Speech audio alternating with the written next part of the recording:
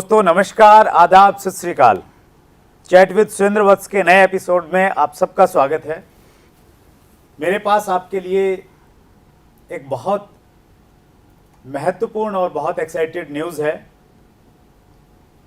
1 जनवरी 2019 को हमने chat with Surendra वत्स शुरू किया और आज आपने इसको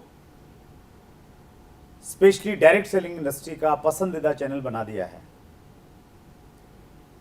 हर्षवर्धन जैन साहब का मैंने एक वीडियो देखा, उसमें उन्होंने कहा कि chat with Surendra Vats direct selling वाले लोगों की मंडी है, सारे लोग आपको एक साथ में धुरंधर एक साथ में मिल जाएंगे। सो आपके इस प्यार और सम्मान के लिए आपका बहुत बहुत आभार। जनवरी में हम लोग 1 साल पूरा करने वाले हैं। इसको यादगार बनाने के लिए हम आपके अपने इस चैनल की पहली एनिवर्सरी दिल्ली के ताल कटोरा स्टेडियम में मनाने जा रहे हैं। हमारे जितने भी मेहमान अब तक आए हैं, हम सबको आमंत्रित कर रहे हैं। और चूंकि हमारा चैनल एजुकेशन पे काम करता है, उस दिन हम ट्रेनिंग लेंगे और ट्रेनिंग के साथ साथ में हम अपनी 1 साल के कामों का उल्लेख करेंगे और उसको सेलिब्रेट करने वाले हैं। उसके लिए आपने रजिस्ट्रेशन करवाना है। रजिस्ट्रेशन 20 नवंबर से स्टार्ट हो जाएंगे। डिस्क्रिप्शन में लिंक आएगा। मोबाइल नंबर, फ़ोन नंबर्स आपको मिल जाएंगे, वहाँ पे फ़ोन करके आप अपना रजिस्ट्रेशन करवा दीजिए। क्योंकि जितनी बड़ी हमारे व्यूअर्स की संख्या है, सब्सक्राइबर्स की संख्या जितनी ज़्यादा है, उतनी संख्या ताल कटोरा में बैठने की नहीं है। तो आप पहले रजिस्ट्रेशन करेंगे तो ही आपको वहाँ पे मौका मिलने वाला है। सो मैं बहुत एक्साइटेड हूँ। 7 जनवरी 2019 वो दिन है जिस दिन हम लोग वर्षगांठ मनाने वाले हैं। आज के इंटरव्यू को आगे बढ़ाते हैं। आज हमारे मेहमान पिंक सिटी जयपुर से हैं। पहले हम उनका एक वीडियो प्रोफाइल देखते हैं।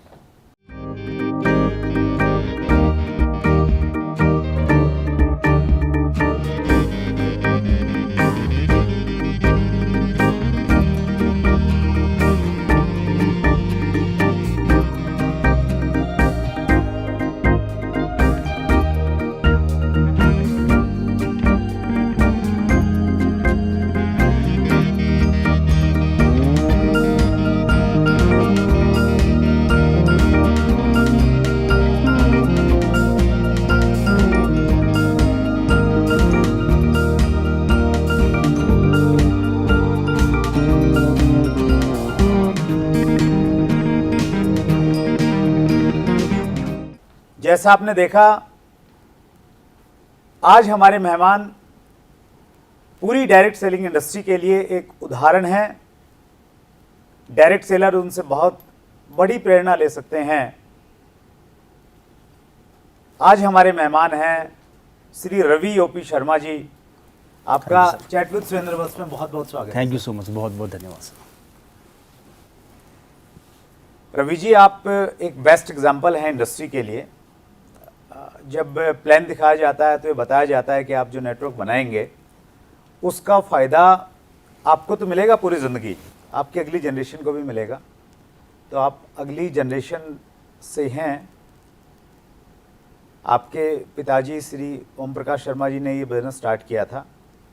वो राजस्थान गवर्नमेंट में एक बड़ी पोस्ट पे थे और दुर्भाग्य से वो आज हमारे बीच में नहीं हैं। और आपने ये बिज़नेस संभाला। तो उन सब विषयों पे हम लोग डिटेल में बातचीत करेंगे, लेकिन उससे पहले हम थोड़ी सी आपकी बैकग्राउंड जानना चाहते हैं। सबसे पहले तो सर मैं आपको बहुत बहुत शुभकामनाएं देना चाहता हूं कि आज आपने जो YouTube के जरिए एक चैनल स्टार्ट किया, जहां पर आप इस डायरेक्ट सेलिंग को लेके पूरे हिंदुस्तान ही नहीं, विश्व अगर स्तर की बात करता हूं तो देश विदेश में काफ़ी लोग इसको पसंद कर रहे हैं, देख रहे हैं। और अपने आप में एक बहुत बड़ा मैं समझता हूँ कि एक अचीवमेंट है जो डायरेक्ट सेलिंग इंडस्ट्री को लेके अभी तक किसी ने नहीं किया, वो चीज़ें आपने करी। तो इसके लिए मैं आपको बहुत बहुत बधाई देना चाहता हूँ। Thank you sir, thank you so much. Sir मैं थोड़ा सा बताना चाहूँगा मेरी बैकग्राउंड के बारे में कि मेरे जो फादर थे वो एक गवर्नमेंट जॉब में थे एंड एक बहुत सिंपल फैमिली से हम लोग निकले। मेरे फादर ने अपनी एजुकेशन कचौरी बेच के कंप्लीट करी एंड चूँकि हमारे पास कुछ था नहीं, ना इनकम थी, ना कोई ऐसा सोर्स था, ना कोई खेत खलियान थे। बहुत गरीब फैमिली से हम लोग आए और आज फादर ने मेरा स्ट्रगल करके कचौरी बेच बेच के अपना एजुकेशन कंप्लीट किया, और एजुकेशन कंप्लीट करने के बाद राजस्थान गवर्नमेंट के अंदर एक अच्छी पोस्ट के ऊपर वो गए। लेकिन जब भी मैं मेरे फादर से जब अच्छी पोस्ट पर गए, सब कुछ उनके पास मिल गया, एक अच्छी सैलरी थी, एक अच्छी गाड़ी मिल चुकी थी गवर्नमेंट की तरफ से मकान भी मिल चुका था। ऑफिसर थे गवर्नमेंट? बिल्कुल, राजस्थान गवर्नमेंट के अंदर ऑफिसर थे, अच्छी पोस्ट पर थे, एंड सरकारी गाड़ी मिली थी, सरकारी बंगला मिला हुआ था। और मैं समझता हूँ कि एक आदमी की सोच हो गई है ये कि जब वो एक पोजीशन पर पहुँच जाता है, चाहे वो नौकरी में हो या व्यवसाय में हो, तो संतुष्ट हो जाता है। उसको ऐसा लगने लग जाता है कि मैं खुश हूँ, क्योंकि मेरे को बहुत कुछ मिल चुका है, ये अचीवमेंट था। और मैं आपको बताना चाहूँगा कि सन 2000 के अंदर मेरे फादर की पर मंथ सैलरी 25,000 हुआ करती थी, जो मैं समझता हूँ कि उस समय की बहुत बड़ी एक, अगर आज से कैलकुलेट करते हैं तो एक अच्छी खासी इनकम है ये, क्योंकि 2000 में 25,000 रुपया महीना कमाना कम नहीं होता, और जहाँ पर इतना कुछ आपको गवर्नमेंट की तरफ से मिला हुआ हो। लेकिन अक्सर मेरे फादर को मैं देखता था तो वो सेटिस्फाई नहीं होते थे। वो अक्सर जैसे घर आते थे ऑफिस के बाद तो वो टीवी कम देखते थे और हमेशा सोचा करते थे। तो मैं उनसे पूछा करता था कि पापा आप सोचते क्या रहते हैं? तो वो मुझे बोला करते थे कि बेटा मेरे को इससे भी बड़ा करना है। तो मैंने उनसे एक दिन पूछा कि इससे बड़ा क्या?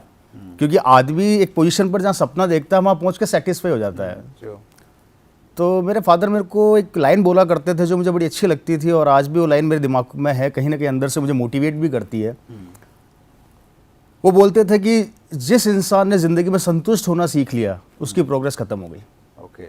तो उनका ये मानना था कि इंसान को कभी रुकना नहीं चाहिए, चलते रहना चाहिए। लेकिन ऐसा कोई अपॉर्चुनिटी मिल नहीं रही थी, उनको मौका मिल नहीं रहा था, क्योंकि व्यापार करने के लिए ट्रेडिशनल बिजनेस की अगर बात करूँ तो पैसा चाहिए, वो हमारे पास था नहीं। और आप भी जानते हैं कि गवर्नमेंट सर्वेंट एक सरकारी आदमी कर भी नहीं सकता जी। एक अपॉर्चुनिटी का वो वेट कर रहे थे, और शायद कहीं ऊपर वाले ने सुन लिया, और डायरेक्ट सेलिंग उस टाइम इंडिया में आई थी, सन 1998 की बात है ये। 1998 में डायरेक्ट सेलिंग इंडिया में आई, और 2000 के अंदर मेरे फादर के पास ये बिज़नेस आया। और मुझे आज भी याद है कि जब बिज़नेस मेरे फादर के पास आया, एक शख्स लेकर कि एक बिज़नेस ऐसा आया है जहाँ पर आप अपने सपने पूरे कर सकते हैं, अपनी लाइफ स्टाइल बदल सकते हैं। तो मेरे फादर ने उस बिज़नेस को देखा, समझा। मुझे आज भी याद है 4 से 5 दिन उन्होंने उस बिज़नेस पे स्टडी करी कि आखिर में डायरेक्ट सेलिंग है क्या चीज़। और जब वो खुद सेटिस्फाई हो गया कि नहीं ये बिज़नेस क्या दे सकता है, तो उसके बाद उन्होंने इस बिज़नेस को स्टार्ट करने का निर्णय लिया। और वो शायद वो निर्णय आज हमारे परिवार के लिए मील का पत्थर साबित हुआ। और आज कहीं ना कहीं उनका वो डेडिकेशन, वो कमिटमेंट इस बिज़नेस को लेके रहा। और जब डायरेक्ट सेलिंग को लोग इतना जानते नहीं थे, पहचानते नहीं थे, उस समय उन्होंने वो निर्णय लिया। और मुझे आज भी याद है उन्होंने अपनी नौकरी को साइड में कर दिया था। अच्छा, विदाउट नौकरी को प्राथमिकता नहीं देते थे? नहीं, मेरे को आज भी याद है कि जब बिज़नेस उनको समझ में आ गया था तो वो विदाउट पे इस बिज़नेस में आ चुके थे, और इस बिज़नेस को करने के लिए दिन रात वो मेहनत करने लग गए। 2-2, 3-3 महीने तक मैंने उनको स्ट्रगल करते हुए देखा है, ज़बरदस्त तरीके से। और कभी कभी तो हमारा परिवार भी बोला करता था, मेरी मदर भी बोला करती थी कि ये आप क्या कर रहे हैं, आपने नौकरी को साइड में रख के ये कहाँ लग गए काम में। तो मेरे फादर अक्सर एक बात बोला करते थे कि ये क्या चीज़ है, इसका तुम्हें अभी नहीं पता लगेगा, लेकिन ये आने वाले समय में क्या देगा, इसका भविष्य, मतलब वो भविष्य को पहले ही देख रहे थे। राइट। अगर मैं दूसरे शब्दों में कहूँ तो मेरे को ऐसा लगता है कि अगर किसी इंसान ने समय को समय से पहले पहचान लिया तो वो इंसान आने वाले भविष्य के अंदर बहुत बड़ा कर जाता है। और कहीं ना कहीं मेरे फादर ने डायरेक्ट सेलिंग को उस समय पहचान लिया था काफ़ी हद तक, और ये चीज़ काफ़ी हद तक मेरे परिवार के अंदर मील का पत्थर साबित हुई। नौकरी को साइड में रख लिया, मेरी मदर भी काफ़ी परेशान रहने लग गई कि क्या करने लग गए। तो एक लाइन उन्होंने मुझे बोली थी मेरे परिवार को कि बेटा ये बिज़नेस मैं मेरे लिए नहीं कर रहा। अच्छा। उन्होंने कहा था कि सरकार मुझे 25,000 रुपया सैलरी देती है, और मैं शायद जब रिटायर होऊंगा तब तक मेरी सैलरी काफ़ी अच्छी होगी, मुझे ज़रूरत नहीं है।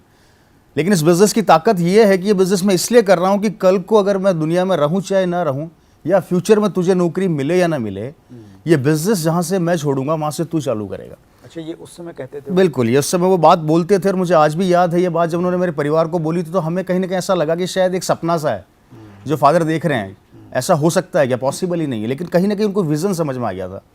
और ये उनकी बात जो उन्होंने हमको 2001 में बोली थी, और वो बात आज भी हमारे दिमाग में गूंजती है, परिवार में गूंजती है कि उनको वो चीज़ समझ। जब उन्होंने शुरू किया उसी समय उनका ये विज़न था कि ये जो बिज़नेस मैं आज कर रहा हूँ डायरेक्ट सेलिंग और नेटवर्क बनाऊंगा, तो इसका फ़ायदा आगे जाके फैमिली को और सब लोगों को मिलने वाला है। जी जी जी, ये विज़न उनको उसी समय समझ में आ गया था।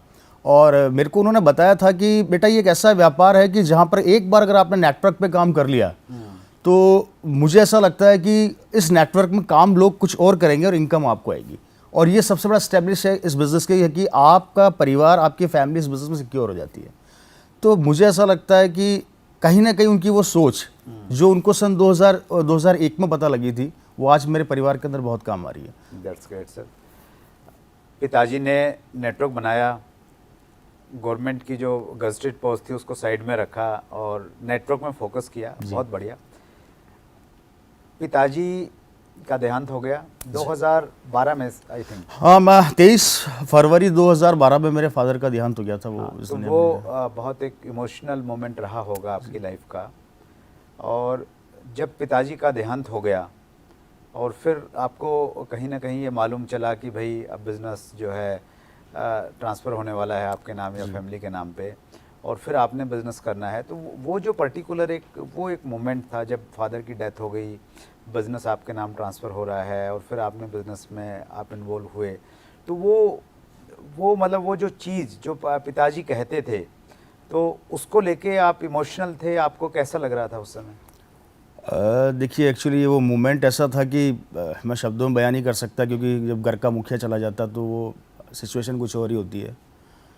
लेकिन हाँ, कहीं ना कहीं जब ये बिज़नेस मेरी फैमिली में वो मुझे देख कर गए, और जो उनका वो सपना जो सोचा करते थे कि अगर मैं इस दुनिया में ना रहूँगा तो बेटा ये बिज़नेस तुझे बहुत कुछ देगा, वो लाइनें जब उनके जाने के बाद कहीं ना कहीं जब मुझे इनकम आया इस बिज़नेस से, जब मेरे फादर के जाने के बाद जो मुझे इस बिज़नेस से जो इनकम आई, उस इनकम को देख के मेरे आंखों में आंसू आ गए थे कि उनकी वो बातें मेरे दिमाग में, मेरे परिवार में गूंजने लगे कि कितनी एक अच्छा सिस्टम मतलब मेरी फैमिली को देकर गए। और कहीं ना कहीं मैं शायद आज उनके सपने को बड़ा करने का कोशिश कर रहा हूँ। मेरा यही प्रयास है कि हर घर के अंदर एक रवि शर्मा पैदा हो, हर घर के अंदर एक ओपी शर्मा पैदा हो, जिससे कि बच्चों को, आने वाली फैमिली को कोई चैलेंज ना आए। उनके सपने को आगे लेके जाने का एक प्रयास है मेरा, बस उस प्रयास में लगा हुआ हूँ। That's great, wonderful sir. ये आप बहुत अच्छा इस चीज़ को लेके, अच्छी बात ये रही कि आपने बिज़नेस में आप इन्वॉल्व हुए और बिज़नेस को आपने समझा और फिर बिज़नेस में आप पूरी तरह से लग गए। तो अगर आप इस चीज़ को आप देखें, क्योंकि आज आप 7-8 साल से बिज़नेस में एक्टिवली इन्वॉल्व हैं, आपके पास दो सिचुएशन होती। एक सिचुएशन तो अब है कि पिताजी ने नेटवर्क बनाया और आपने वहाँ से आगे स्टार्ट करना शुरू किया, और दूसरी सिचुएशन आप जीरो से शुरू करते और फिर बिजनेस को बढ़ाते आगे, तो दोनों में कितना अंतर आप मानते हैं? सर, अंतर तो है। अगर मैं समझता हूँ कि पिताजी ने स्टार्ट किया, अगर मुझे जीरो से स्टार्ट करना पड़ता तो मेहनत में मैं भी उतनी ही करता, इसको उसी ऊंचाई पर ज़रूर लेकर जाता। क्योंकि मैं समझता हूँ कि डायरेक्ट सेलिंग किसी को समझ में आ गया, ये बिज़नेस अगर किसी को समझ में अच्छे से आ गया, तो मुझे लगता है वो दुनिया का कोई काम नहीं कर पाएगा। ओके। कारण क्या कि इस बिज़नेस की जो गहराइयाँ है उसको समझना बहुत ज़रूरी है। और ये किसी भी फील्ड में आप ले लीजिए, जब तक आप किसी चीज़ की डेप्थ तक नहीं जाते, उसको समझते नहीं है, तब तक आप सफल नहीं हो सकते। और एक बार अगर आपने इस डायरेक्ट सेलिंग की डेप्थ को समझ लिया, जैसा कि मेरे परिवार ने समझा, मेरे फादर ने समझा, तो मुझे लगता है कि शायद आप कभी रुकेंगे नहीं।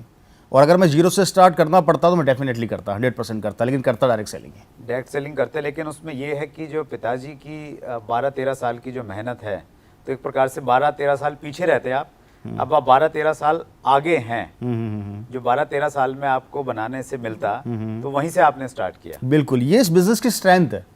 ये इस बिज़नेस की स्ट्रेंथ है कि एक बार अगर आपने इसमें मेहनत कर ली, इंपॉर्टेंट ये नहीं कि आप कब चालू कर रहे हैं, जब जागो तभी सवेरा, आप जब भी स्टार्ट करें इस बिज़नेस को, लेकिन अगर एक बार आपने इस बिज़नेस को चालू कर लिया, तो आपकी फैमिली, आपकी आने वाली जनरेशन को वो चैलेंज फेस नहीं करने पड़ेंगे।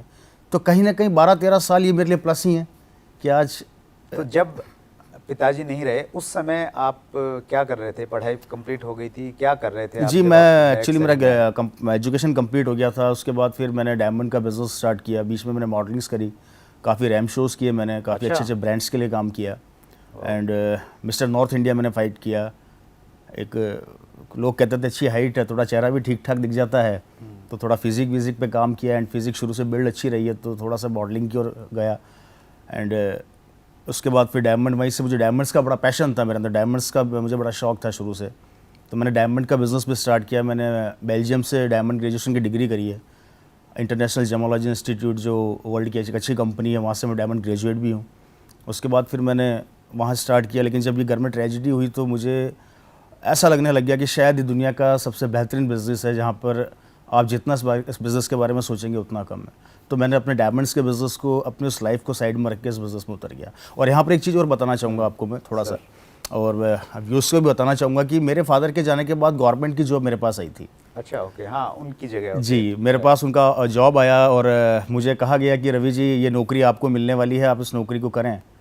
तो मेरे पास यहाँ पर दो रास्ते थे। एक रास्ता तो ये था कि इनकम तो आ रही है, मैं गवर्नमेंट जॉब कर लेता हूँ, और दूसरा रास्ता ये था कि नहीं, मैं फुल टाइम डायरेक्ट सेलिंग में आ जाता हूँ। तो मैंने अपनी नौकरी को साइड में रख के इस बिज़नेस को अपनाया, और कहीं ना कहीं मेरा शायद ये फैसला आज मुझे लगता है कि बहुत सही था। Wonderful, that's great sir. Thank you sir. आप चूँकि 7-8 साल से इन्वॉल्व हैं, डायरेक्ट सेलिंग में अच्छे से रमे हुए हैं, और आपका फिल्म इंडस्ट्री का भी थोड़ा एक्सपोजर रहा और सारी चीज़ों का रहा, डायरेक्ट सेलिंग की आप सबसे खूबसूरत चीज़ क्या देखते हैं? सर मुझे ऐसा लगता है कि डायरेक्ट सेलिंग की सबसे खूबसूरत चीज़, आप सब कुछ कमा लेंगे, पैसा कमा लेंगे। वैसे तो इसमें जितना डेप्थ में जाए उतना कम है, क्योंकि ये एक ऐसी अपने आप एक ऐसी यूनिवर्सिटी है कि इसको जितना पढ़ेंगे उतना कम है। इसमें खोने के लिए कुछ नहीं है, पाने के लिए बहुत कुछ है। मतलब ये बिज़नेस प्यार देता है, सम्मान देता है, इज्जत देता है, इनकम देता है, रेस्पेक्ट देता है। और जो मुझे अट्रैक्ट करती है सबसे ज़्यादा, क्योंकि मेरे परिवार में वो चीज़ हो चुकी है, तो मैं उसी को हाईलाइट करना चाहूँगा कि इस बिज़नेस का सबसे प्लस पॉइंट और सबसे खूबसूरत जो पहलू है वो है इस बिज़नेस की सिक्योरिटी। ये बिज़नेस आपको इतनी सुरक्षा दे देगा, इतनी सुरक्षा दे देगा कि अगर आप एजुकेटेड हैं या ना हैं, या आप अपनी लाइफ के अंदर बिज़नेस दूसरे व्यापार में फेल हो रहे हैं, असफल हो रहे हैं, या आपको नौकरियां नहीं मिल पा रही है, लेकिन अगर आपने डायरेक्ट सेलिंग पे वर्क कर लिया एक बार, तो ये बिज़नेस कभी भी आपको पीछे मुड़ के देखने का मौका नहीं देगा। हमेशा आप आगे ही बढ़ते चले जाएंगे। तो इस बिज़नेस का सबसे प्लस पॉइंट इसकी सुरक्षा है, इसका खूबसूरत पहलू मुझे वो लगता है। That's great sir. आज के टाइम में जब हमारे देश में रोज़गार के जो साधन हैं वो कम हो रहे हैं, जी, और हर तरफ ये है कि भाई जो हिंदुस्तान में एम्प्लॉयमेंट का जो रेशियो है वो बहुत ज़्यादा कम है, तो उस समय डायरेक्ट सेलिंग को आप कहाँ पे देखते हैं? क्या ये देश की जो एक सबसे बड़ी समस्या बनती जा रही है, बेरोजगारी की समस्या, उसका समाधान आप डायरेक्ट सेलिंग में पाते हैं? बिल्कुल सर, बिल्कुल। मेरे को लगता है कि इससे बेहतर समाधान, शायद मैं हिंदुस्तान की बात नहीं कर रहा, मैं पूरे विश्व की बात कर रहा हूँ। और ये जो बेरोजगारी की आप सर बात कर रहे हैं, ये बेरोजगारी हकीकत के अंदर आज हिंदुस्तान का नहीं, पूरे विश्व का बहुत बड़ा एक चैलेंज बना हुआ है। क्योंकि आप जानते भी हालत क्या है देश की। जीडीपी जो रेशियो है वो 5% से नीचे आ चुका है। बड़ी बड़ी कॉर्पोरेट सेक्टर कंपनीज बंद हो रही हैं। अभी आपने देखा एक बहुत अच्छी एयरलाइन कंपनी रातों रात बंद हो गई और उसके काफ़ी कर्मचारी सड़क पर आ गए। तो कहीं ना कहीं सर ये चैलेंज पूरे वर्ल्ड में बना हुआ है, हिंदुस्तान में भी बना हुआ है कि आज बेरोजगारी बहुत तेज़ी से अपने पाँव पसार रही है। और यंगस्टर्स आज लाखों रुपया, करोड़ों रुपया अपनी एजुकेशन पे खर्च करने के बाद, जो उनके पेरेंट्स उनकी एजुकेशन पे लगाते हैं, वो कुछ लगाने के बाद भी अगर नौकरी ना मिल रही है, तो कहीं ना कहीं आजकल का यूथ जो है वो डिप्रेशन में जा रहा है। और डिप्रेशन में जाने से मैं देख रहा हूँ कि जो मुझे महसूस हो रहा है कि डिप्रेशन में जाने से कई लोग आत्महत्या तक कर लेते हैं। परिवार वाले उनको रेस्पेक्ट नहीं देते, क्योंकि प्रॉब्लम उनका नहीं है, यूथ की कोई कमी नहीं है। एक लड़का, एक नया यूथ, एक नया बंदा, जैसे कि आज मैं मेरी बात कर लूँ या किसी नए स्टूडेंट की बात करता हूँ, वो अपनी एजुकेशन कंप्लीट करने के बाद जब अपनी डिग्रियाँ लेके मार्केट के अंदर जाता है कि दो पैसा कमाने के लिए, इनकम लेके आऊँगा, इनकम का कोई जरिया घर में बनाऊँगा, लेकिन जब वो जाता है और वहाँ पर उसको जब रोज़गार नहीं मिलता, तो कुछ समय बाद उन्हीं के माँ बाप उन्हें कहने लग जाते हैं कि बेटा तूने क्या किया ज़िंदगी में, तो सक्सेसफुल हुआ ही नहीं, तू आगे बढ़ ही नहीं पा रहा है। तो हमारा परिवार ही हमें नेगेटिव करना चालू कर देता है। तो मैं यही कहना चाहूँगा कि बेरोजगारी बहुत तेज़ी से आगे बढ़ रही है। मैं अक्सर एग्जाम्पल भी देता हूँ सर, मैं थोड़ा बताना चाहूँगा यहाँ पे कि नौकरियाँ आजकल है नहीं। अभी मैं राजस्थान का आपका एक छोटा सा बताता हूँ। मैं जोधपुर था एक प्रोग्राम के अंदर, वहाँ पर सेम डे बहुत ज़बरदस्त भीड़ थी, ट्रेनें भर के, मतलब पूरा जोधपुर में पब्लिक ही पब्लिक थी, नए यूथ, यंगस्टर्स, लड़के, स्टूडेंट्स। तो मैंने पूछा क्या हुआ यहाँ पे, कि सर यहाँ पर कांस्टेबल की जॉब निकली है। अच्छा। 10,000 लोगों को कांस्टेबल बनाया जाएगा। और आप बिलीव करेंगे सर, जोधपुर के अंदर स्टूडेंट आए थे 20 लाख। अरे अच्छा। और 20 लाख में से 10,000 लोगों को कांस्टेबल बनाने के लिए 20 लाख बच्चों ने वहाँ पे फाइट करी है। अब मेरा ये कहना है कि 20,000 में से 10,000 बच्चों को तो आप नौकरी दे देंगे, क्योंकि वैकेंसी तो कमी है। अब बाकी बचे 19,90,000 बच्चे, उनका क्या होगा सर? वो क्या करेंगे? तो ये बेरोजगारी अब कम नहीं हो रही है, बढ़ती जा रही है, क्योंकि 19,90,000 बच्चे आज भी स्ट्रगल कर रहे हैं दो पैसा कमाने के लिए, नौकरी के लिए, और नौकरियां हैं नहीं। व्यापार करने के लिए पैसा चाहिए, तो ऑलरेडी हमारी एजुकेशन पे इतना खर्चा हो चुका होता है कि माँ बाप की कमर वैसी टूट चुकी है। और मैं देखता हूँ कि कई लोग अपनी ज़मीनें तक, अपने मकान तक बेच के अपने बच्चों की एजुकेशन कंप्लीट करवाते हैं सर। तो कहीं ना कहीं मुझे ऐसा लगता है कि आज नौकरियाँ हैं नहीं, व्यापार करने के लिए पैसा है नहीं, पैसा ले भी आओगे उधार तो आज आप जानते हैं इंटरेस्ट बढ़ते बढ़ते लोग बर्बाद तक हो जाते हैं। तो ऑप्शन क्या बच रहा है हमारे पास? राइट। तो जो देश की सबसे बड़ी समस्या है उसका समाधान डायरेक्ट सेलिंग में इसके अलावा ऑप्शन क्या है? मैं यूथ से पूछना चाहता हूँ, देखिए नौकरी है नहीं, व्यापार करने के लिए पैसा चाहिए है नहीं, उधार भी लेके आ जाएंगे, लेकिन कंपटीशन इतना ज़्यादा है कि पुराने मगरमच्छ नई मछली को जन्म लेने ही नहीं देंगे, उससे पहले खा जाएंगे। अब बचा क्या? आपके पास ऑप्शन क्या बच रहा है? तो मैं समझता हूँ ये दुनिया का सबसे बेहतरीन ऑप्शन है जहाँ पर आप यंगस्टर्स, नए लड़के इस बिज़नेस में अपना कुछ समय देख के बहुत बड़ा कर सकते हैं। That's great sir. हमने आपका सर एक एपिसोड डाला था, रवि शर्मा जी कमिंग सून। जी सर। तो आपकी चूंकि फैन फॉलोइंग बहुत ज़्यादा है, बहुत सारे लोगों ने प्रश्न किए हैं सर, लोगों का प्यार है, सबकी दुआएं हैं सर। तो अगर आपकी इजाज़त है तो मैं कुछ प्रश्न जरूर ले लूं सर, जरूर। Thank you sir. Narendra Kumar ji का प्रश्न है, सर 11 महीने हो गए, नेटवर्क बिल्ड नहीं हो रहा, क्या करें? देखिए ये एक डेडिकेशन यहाँ पर बहुत ज़रूरी है। नरेंद्र कुमार जी, मैं यही कहना चाहूँगा कि सफलता इतनी आसानी से नहीं मिलती, ऊपर वाला भी चेक करता है। और कहीं ना कहीं ये आपका वो पीरियड है, क्योंकि जब भी हम कोई बिज़नेस चालू करते हैं, अगर मैं डायरेक्ट सेलिंग की बात करता हूँ, जब आप इसमें आएंगे तो ऊपर वाला सबसे पहले आपके सामने खड़ा होगा। ऊपर वाला राइट। वो आपको रोकेगा, वो आपके दिमाग में नेगेटिव भरेगा और किसी न किसी जरिए से भरेगा। ये आपका वो पीरियड है जहाँ पर आपको अपना डेडिकेशन और कमिटमेंट दिखाना है। उसके बाद आपकी लाइफ में बहुत बड़ा अचीवमेंट आएगा, लेकिन यहाँ पर आपको टिक के रहना है, टिक के चलना है आगे। 11 महीने ये आपका वो पीरियड है जहाँ पर आपको सीखने को मिला। राइट। क्योंकि डायरेक्ट सेलिंग बिजनेस का सबसे बड़ा चैलेंज जो फील्ड में वो ये है कि लोग इसमें उतरते ही सपने देखते हैं बड़े बड़े। हाँ। लोग सोचते हैं कि अब मैंने ज्वाइन कर लिया है, मैं बिजनेस में आ गया हूँ, अब मैं बहुत जल्दी BMW या मर्सिडीज में आ जाऊँगा। लेकिन मुझे ऐसा लगता है कि BMW मर्सिडीज से पहले उसको अपने वो छोटे छोटे सपनों के ऊपर कॉन्सेंट्रेट करना चाहिए, जहाँ से उसका बिजली का बिल कंप्लीट हो, बच्चों की फीस जाए। तो एकदम बड़े सपने देखने के बाद जब वो सपने पूरे नहीं होते तो इंसान बहुत तेजी से टूटता है। मतलब सपने बड़े होते हैं और टाइम ड्यूरेशन जो है बहुत कम बहुत कम वो सेट करते हैं। जबकि मेरा ऐसा मानना है कि सपनों को छोटे रखो और टाइम ड्यूरेशन को बड़ा रखो, तो आप इस बिजनेस में बहुत बड़ी सफलता ले पाएंगे। लेकिन अगर आप आते ही ये सोचे कि नहीं मुझे सीधा ही बहुत बड़ा अचीवमेंट लेना है या मुझे किसी कंपनी का डायमंड बनना है, तो डायमंड बनने के लिए देखिए छत पे जाने के लिए पहली सीढ़ी को चढ़ना बहुत जरूरी है। डायरेक्ट छत पर तो आप जा नहीं पाएंगे। राइट। तो मैं आपसे यही कहना चाहूँगा सर, ये आपका वो पीरियड है जहाँ पर आप अपने सपनों को छोटा करें और अपने काम को बड़ा करें। हाँ, और दूसरा सर ये चूँकि नेटवर्किंग की जो नेचर है वो इस प्रकार से है कि पहले आप खुद सीखते हैं, फिर टीम बनाते हैं, फिर टीम को सिखाते हैं। ये टाइम टेकिंग जॉब है। जी जी, तो इसमें टाइम लगेगा। बिल्कुल सर, चलिए, बिल्कुल। That's great. नगमा खान जी का प्रश्न है, आप कौन सी बुक पढ़ते हैं और आपके अंदर जो ज़बरदस्त पैशन है काम करने का वो कैसे आया? देखिए मैं बुक्स काफ़ी रीड करता हूँ, और दूसरा मेरा एक अच्छा जो पार्ट है, मैं रोज़ मॉर्निंग में सुबह उठ के एक मोटिवेशनल वीडियो ज़रूर देखता हूँ। अच्छा, वेरी गुड। ये मेरा शुरू से रहा है जब से मैं डायरेक्ट सेलिंग में आया हूँ, या तो वो किसी का भी हो, कोई अच्छे स्पीकर्स हैं, क्योंकि बहुत सारे मोटिवेशनल स्पीकर्स हैं, डायरेक्ट सेलिंग में बहुत अच्छे लीडर्स हैं। तो मैं यही कहना चाहूँगा नगमा जी को कि आप अपनी ज़िंदगी की, अपने दिन की शुरुआत सुबह मॉर्निंग में एक खूबसूरत मोटिवेशनल वीडियो से करें। आप जब सुबह देखिए, आप जैसा मॉर्निंग में दिमाग खाली होता है, हम जब सो के उठते तो हमारा माइंड बिल्कुल खाली होता है। अगर उसमें हमने उठते ही अखबार पढ़ के कचरा डाल दिया, अखबार पढ़कर कचरा डाल दिया, तो कचरा इकट्ठा हो जाएगा। और वहाँ पर आपने मोटिवेशनल वीडियो सुने जो आपको एनर्जी दें, पॉजिटिव रखें, आपका दिन बड़ा खूबसूरत हो जाएगा। तो ये एनर्जी मुझे वहाँ से मिलती है। That's great, wonderful sir. Krishna Yadav ji का प्रश्न है, प्लान दिखाने में कितना टाइम लगना चाहिए? देखिए अगर ये डिपेंड करता है कि आप प्लान कहाँ दिखा रहे हैं। ओके। ये डिपेंड करता है कि आप 5 लोगों में बैठे हैं या 50 लोगों में बैठे हैं।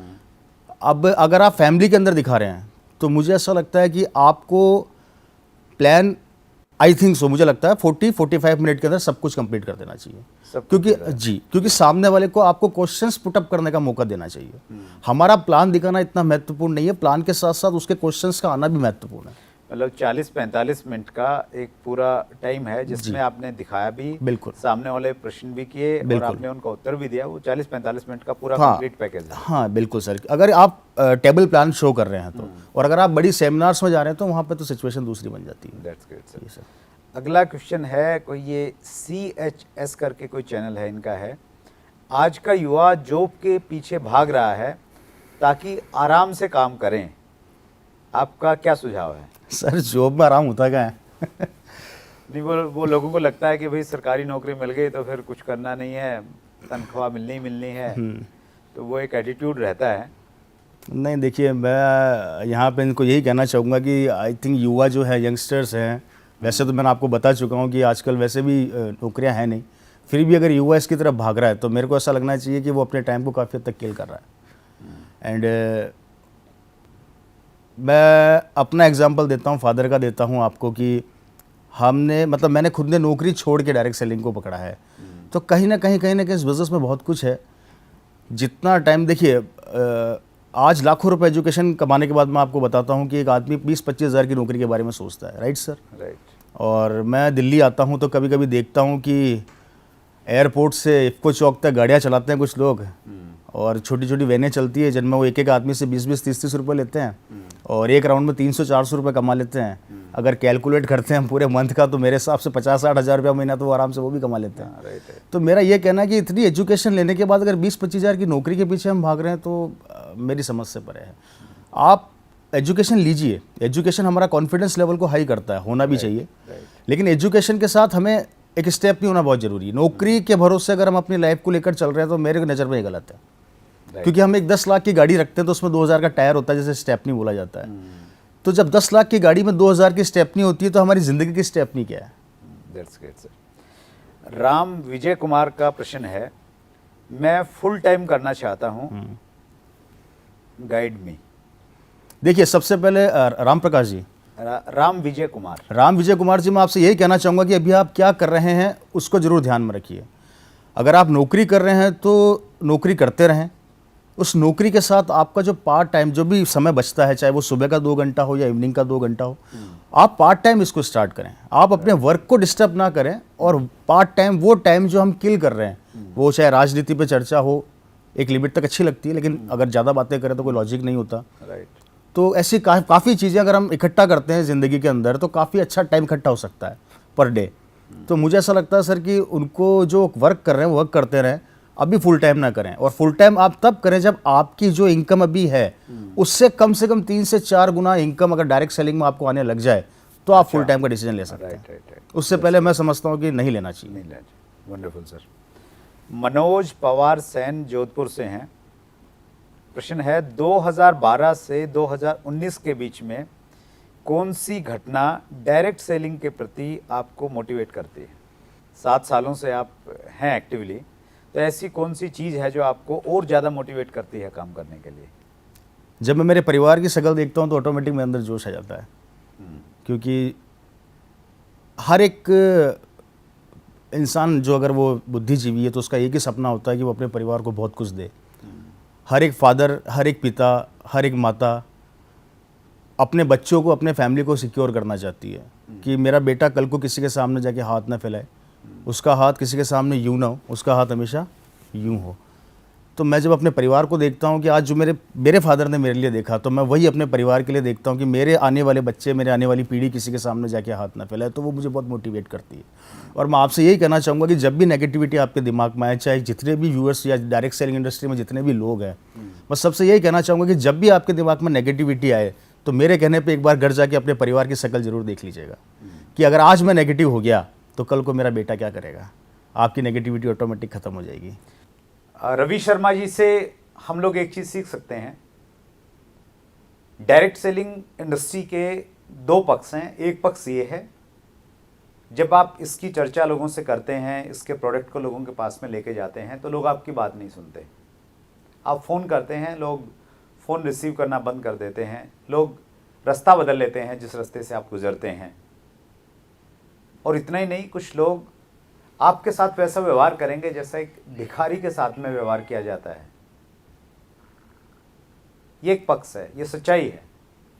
और इसका दूसरा पक्ष ये भी है कि अगर आपने एक बड़े विजन के साथ में नेटवर्क बिल्ड किया, तो फिर रवि जी जिस प्रकार से आप एग्जाम्पल हैं, अपने पिताजी की तरह, इनके पिताजी ने जो नेटवर्क बनाया उसका फ़ायदा आज रवि शर्मा जी को मिल रहा है। और ये उसी ड्रीम के साथ में काम कर रहे हैं। वो इनका एक बड़ा मोटिवेशन फैक्टर है कि इनके बच्चों को वो सब परेशानियां नहीं देखनी पड़ें जो दूसरे लोगों को देखनी पड़ती हैं, तो इसलिए ये उस प्रकार से काम कर रहे हैं। सो लोग क्या कहते हैं उस पर आप ज़्यादा मत जाइए। ये बिज़नेस का ये जो एक मजबूत पार्ट है, रवि शर्मा जी उदाहरण है हमारे बीच में इस चीज़ के। उस चीज़ को आप हमेशा देखिए कि आपकी 2, 4, 5 साल की मेहनत आपकी आने वाली पुश्तों को सुधार सकती है। तो आप एक परफेक्ट एग्जाम्पल हैं sir, thank you very much. Ramesh Kanwal ji का प्रश्न है, आपकी मीटिंग देखी है, आप काफ़ी ऊर्जावान व उत्साही हैं, क्या आप पहले ही ऐसे थे या MLM के आने के बाद हुए हैं? देखिए, ऊर्जा तो मेरे अंदर शुरू से रही है, लेकिन जब जब MLM डायरेक्ट सेलिंग की बात करते हैं तो ऊर्जा ऑटोमेटिक अंदर से डेवलप हो जाती है। और जब पब्लिक का इतना प्यार, इतना सम्मान मिलता है, क्या नाम बताया इनका? रमेश जी। रमेश जी, एक्चुअली जब आप मंच पर जाएंगे और मंच पर जब पब्लिक सामने बैठी रहेगी और उनके चेहरे जब आपको देखते हैं तो मुझे ऐसा लगता है कि उन चेहरों के अंदर एक उम्मीद होती है। पब्लिक इतनी सारी है, 500, 1000, 2000 लोग हमें फेस करते हैं, और जब वो अपने एक उम्मीद के साथ, एक सपनों के साथ जब वहाँ पर आते हैं तो कहीं ना कहीं हमारी रिस्पॉन्सिबिलिटी बन जाती है कि अगर आज हमने उनको वो नहीं दिया ताकत के साथ तो कहीं ना कहीं किसी का सपना ना टूट जाए, कोई रवि शर्मा बनने से ना चूक जाए। तो कहीं ना कहीं वो चीज़ मेरे दिमाग में रहती है जब मैं मंच पर चढ़ता हूँ, तो मैं यही सोच कर चढ़ता हूँ कि आज एक बंदा यहाँ पर जो बैठा है वो एक सपना लेकर आया है, और अगर उसका सपना पूरा करने में मेरा योगदान बन गया कहीं ना कहीं, तो मुझसे बड़ा सौभाग्यशाली आदमी कौन होगा। मैंने आपकी बहुत सारी वीडियोस देखी हैं यूट्यूब पे। जी सर। तो गजब की एनर्जी रहती है सर, और आप बिल्कुल लोगों को पागल कर देते हैं। सर, ये एक्चुअली मेरा नहीं, ये लोगों का प्यार है और कहीं ना कहीं उनकी दुआएं हैं, और वो एनर्जी ऑटोमेटिक जब मैं पब्लिक को, लोगों को देखता हूँ तो वहाँ से निकल के आती है मेरे अंदर। मेरा कुछ भी नहीं है, सब जो कुछ आज मेरे पास है, चाहे वो इतना प्यार है, इतना सम्मान है, या जो भी मेरे को आज दिया है, वो सब लोगों ने दिया है, हमारी टीम ने दिया है, नेटवर्क ने दिया है, डायरेक्ट सेलिंग ने दिया है। तो ये सारी ऊर्जा सर वहीं से है। That's great sir. Bunty Kumar ji का प्रश्न है, क्या आप वास्तव में पिताजी के काम की रॉयल्टी ले रहे हैं? ये सवाल बंटी जी, आपको मुझे नहीं पता कि आप क्या सोच रहे हैं, लेकिन अगर मैं आज यहाँ बैठा हूँ तो इसी कारण बैठा हूँ। नहीं, ये एक्चुअली है ना, शायद लाखों लोगों का डाउट हो सकता है ये। मतलब जनरली ऐसा होता नहीं है कि भाई आपके पिताजी ने काम किया और उसकी रॉयल्टी आपको मिल रही है। तो वो कहीं ना कहीं, मतलब पूछा उन्होंने, लाखों लोगों का शायद ये सवाल होगा। नहीं, बिल्कुल ये सवाल होना भी चाहिए, क्योंकि जब तक आप किसी चीज़ को डाउट से नहीं देखते, मतलब शक की निगाहों से नहीं देखते, तब तक आपका इंटरेस्ट भी नहीं आता। तो इंटरेस्ट क्रिएट करने की सबसे अच्छी चीज़ तो ये कि लोग डाउट से देख रहे हैं। अगर देख रहे हैं मतलब इंटरेस्ट ले रहे हैं, और इंटरेस्ट ले रहे हैं मतलब कुछ ना कुछ खोज रहे हैं, मतलब वो खोज रहे हैं कि रॉयल्टी आती है नहीं आती है। तो मैं आपको यही बताना चाहूँगा, आप सब व्यूअर्स को, पूरे इंडिया को ये बताना चाहूँगा कि 100% आती है सर। और रवि शर्मा ने तो बहुत कुछ छोड़ के इस बिज़नेस में आए हैं, और अगर मैं इस बिज़नेस में लगाऊँ, क्योंकि मेरी फैमिली की रिस्पॉन्सिबिलिटीज़ मेरे ऊपर हैं, अकेला तो हूँ मैं, एंड अकेला हूँ तो उससे मुझे अपने परिवार को संभालना है। तो कहीं ना कहीं ये चीज़ें मेरे साथ हो रही है, और मेरे साथ ही नहीं, ये हिंदुस्तान के कई लोग ऐसे परिवार हैं जिनके आज जिन्होंने बिज़नेस को डेवलप किया, वो दुनिया में नहीं है, उनको इनकम भी आ रही है। ऐसी काफ़ी डायरेक्ट सेलिंग कंपनीज आज हिंदुस्तान में काम कर रही है, और मैं समझता हूँ कि आप इस बिज़नेस के अंदर आइए, इसको डेवलप कीजिए, और एक बार डेवलप करके 3 महीने कुछ काम मत कीजिए। ओके। आप 3 महीने घर बैठ जाइए, आप कुछ मत कीजिए। मैं यहाँ किसी को मरने के लिए नहीं बोल रहा हूँ, मरना नहीं है। आप 3 महीने घर बैठ जाइए एक बार डेवलप करके, और 3 महीने अगर आपको इनकम आ गई तो आप समझ लीजिए 100% आएगी। That's great, wonderful sir.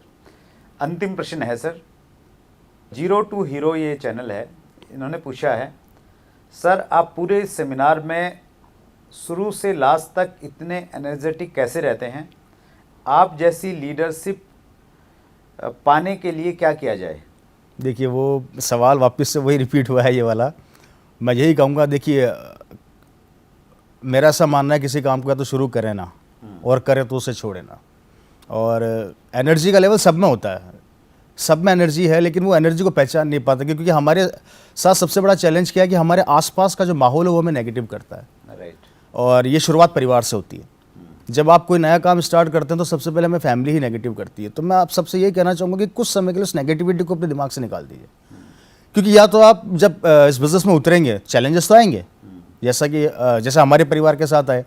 मुझे आज भी याद है कि हमें तो उस निगाहों से देखा जाता था कॉलोनी के अंदर कि हम आतंकवादी हैं, पता नहीं कौन से ग्रह से धरती पे आ गए।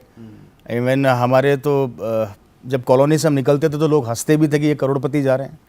एक समय था, चैलेंजेस रहेंगे, लेकिन ये चैलेंजेस ही आपकी ऊर्जा बनेंगे। राइट। मैं आपसे यही कहना चाहता हूँ कि ये एनर्जी का लेवल आपके अंदर, जितना आप नेगेटिव सुनोगे, उतना आपका एनर्जी का लेवल बढ़ेगा। मतलब वो एक हिम्मत होनी चाहिए कि जवाब देना बिल्कुल है सर, इन लोगों को। बिल्कुल जवाब देना। जवाब देने के भी दो तरीके हैं सर। या तो मुंह से जवाब दीजिए या काम से जवाब दीजिए। और मैं यही कहना चाहूँगा, चाहे वो यूथ हो, गर्ल्स हो, बॉयज़ हो, कोई भी इस बिजनेस को जो कर रहे हैं डायरेक्ट सेलिंग कॉन्सेप्ट को, आप लोग अपने काम से जवाब दीजिए। हर चीज़ को सुनिए, दिल में रखिए, लेकिन काम से जवाब दीजिए। और जिसने काम से जवाब दिया है वो आज की तारीख में सफल है। That's great, sir. तो मेरे को ऐसा लगता है कि सर एनर्जी आएगी और 100% आएगी जब आप नेगेटिव सुनेंगे, नेगेटिव को गले लगाएंगे, तो आपको कहीं ना कहीं वो एनर्जी देगी। कभी कभी होता है ना सर कि हमारे सामने मौत खड़ी है और हमें पता है कोई रास्ता है ही नहीं, तो रास्ता क्या बचता है? भिड़ जाओ। Right. ऑप्शन क्या है? मरना तो है ही। हाँ। तो वो चीज़ आप ऑटोमेटिकली आपके अंदर एनर्जी को डेवलप करती है। That's तो great, sir. Thank you. हमारा एक पार्ट रहता है sir, last part, funny moment of your life. तो आप जो है डायरेक्ट सेलिंग में भी हैं काफ़ी टाइम से, और उसके अलावा आपका और भी एक्सपीरियंस रहा, तो आपकी ज़िंदगी का कोई ऐसा मोमेंट जो आपको हमेशा अच्छा लगता है याद करके? सर मोमेंट्स बहुत सारे हैं लाइफ के अंदर, बहुत अच्छे अच्छे मोमेंट्स हैं, लोगों का प्यार है। लेकिन अगर मैं मेरी पर्सनल की बात करता हूँ कि मेरी पर्सनल लाइफ का कोई ऐसा फ़नी मोमेंट, तो मैं एक बार अपने मित्र के साथ उसके घर पर गया और उसके फादर वहीं खड़े थे। हमारे राजस्थान के अंदर जयपुर में पतंगबाजी का बड़ा शौक है सर। राइट। तो पतंग उड़ाने के लिए हम लोग वहाँ पे पैसे लेने गए थे, हम छोटे थे। तो मेरे दोस्त ने मुझे बड़ी सोच के हंसी आती है कि वो एक बनिए थे वो बाइकास्ट। अच्छा। और बनियों का नेचर आप जानते हैं कि हाँ। थोड़े से वो, और राजस्थान के मारवाड़ी बनिए तो बड़े हाँ, प्रसिद्ध मतलब हैं पूरी दुनिया में। हाँ, तो वो एक कहीं ना कहीं वो कंजूसी वाला फैक्टर होता है हल्का सा। मैं ये नहीं कह रहा कि सब में होता है, लेकिन कुछ में होता है। जी जी जी। तो उनके फादर, मेरे दोस्त ने उनके फादर से बोला कि पापा 20 रुपये देना, जरा मुझे पतंग लेने के आनी है। तो वो मोमेंट मुझे बड़ा अच्छा लगा। मैंने जब वहाँ सुना कि 20 रुपया किस लिए चाहिए, 10 रुपया, ये ले 5 रुपया, 4 रुपये वापस देना। अच्छा, समझे आप? अच्छा 20 रुपए उसने पूछा, उसने बोला क्यों चाहिए 10 रुपए? पिताजी ने बोला 20 रुपया, हाँ। क्यों चाहिए 10 रुपया? अच्छा। ये ले 5 रुपया, 4 रुपया वापस देना। दिया कितना? 1 रुपया। तो वो बात मेरे माइंड में आज भी आती है, तो मुझे बड़ी हंसी आती है। तो वो एक बड़ा मेरा बचपन का फनी मोमेंट था, और इसके अंदर लॉजिक भी था कि आप बिजनेस में कैसे सफल हो सकते हैं। तो इससे दो पार्ट निकल के आए। राइट। एक तो कॉमेडी की कॉमेडी हो गई, और कहीं ना कहीं कुछ सीखने को भी मिला राइट। कि आपको बिजनेस अगर करना है तो किस तरीके से करना है। तो इस मोमेंट ने मेरे को दो चीज़ लाइफ में सिखाई। That's great, wonderful. सर आप हमारे कार्यक्रम में आए, आपकी बहुत डिमांड थी। थैंक यू और सर। आपने समय निकाला, स्पेशली जयपुर से आए। हम बहुत आभारी हैं पूरे व्यूवर्स की तरफ से। बहुत बहुत धन्यवाद। Thank you sir, thank you so much. दोस्तों ये थे रवि शर्मा। अगले मंगलवार रात्रि 8 बजे फिर हम लोग एक नई शख्सियत से मिलने वाले हैं, लेकिन उससे पहले मैं आपको फिर याद दिलाना चाहता हूं 7 जनवरी 2020 चैट विद सुरेंद्र वत्स की पहली एनिवर्सरी हम लोग ताल कटोरा स्टेडियम में मनाने जा रहे हैं। रजिस्ट्रेशन करने के लिए डिस्क्रिप्शन में लिंक है, नंबर्स हैं, आप उन पर संपर्क करके एडवांस में अपनी सीट की उपलब्धता जरूर सुनिश्चित कर लें। बहुत बहुत धन्यवाद, अपना ख्याल रखिएगा।